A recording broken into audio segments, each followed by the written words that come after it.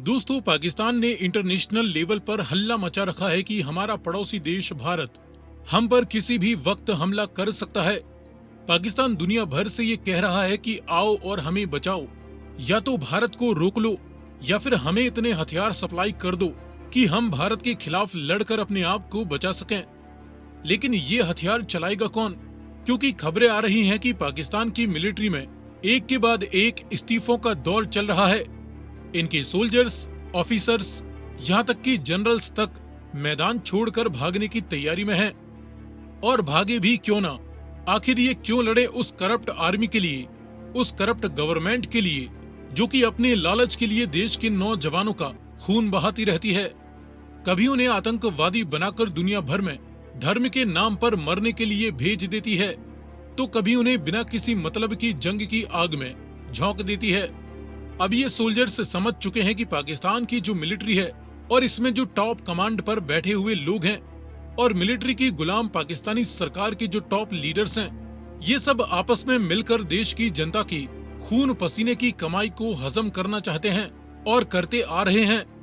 ये लोग पाकिस्तान को भारत से खतरा है, इस बात की अपनी आवाम के सामने बार बार दुहाई देते रहते हैं। फिर देश को बचाने के लिए हथियार खरीदने के नाम पर सरकारी खजाने से बेहिसाब पैसा निकालते हैं और फिर उसमें से चवन्नी भर के हथियार खरीदकर और पूरा 75% मुनाफा बचाकर सब मिलकर अपनी अपनी जेबों में डाल लेते हैं।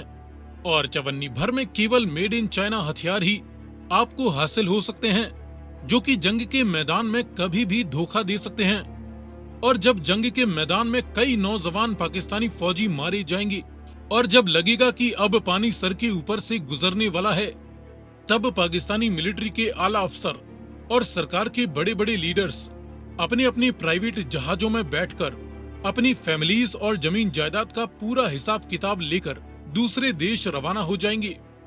यूरोप, अफ्रीका और मिडिल ईस्ट में इनके कई ठिकाने बने हुए हैं, जैसा कि हमने कुछ साल पहले ही अफगानिस्तान में देखा, और वही सीन अब पाकिस्तान में भी दिखने वाले हैं।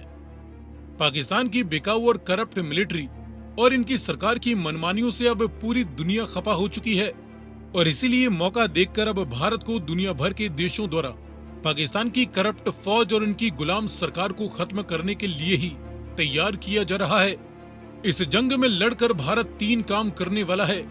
पहला तो ये कि वो पाकिस्तान के चंगुल से पाकिस्तान ऑक्यूपाइड कश्मीर को आजाद कराकर उसका ठीक से विकास करेगा। दूसरा ये कि पाकिस्तान की करप्ट फौज को सबक सिखाकर उनके हाथ से पाकिस्तान की गुलाम सरकार और इनकी आवाम को आजादी दिलाएगा। तीसरा और सबसे जरूरी काम भारत जो करने वाला है वो यह है कि ये दुनिया के कई बड़े बड़े देशों की मदद से पाकिस्तान के अंदर सरकार को बदलेंगे और वहां पर एक ऐसी ईमानदार सरकार की स्थापना की जाएगी जो कि मिलिट्री के दबाव में नहीं होगी, बल्कि मिलिट्री उसके दबाव में होगी।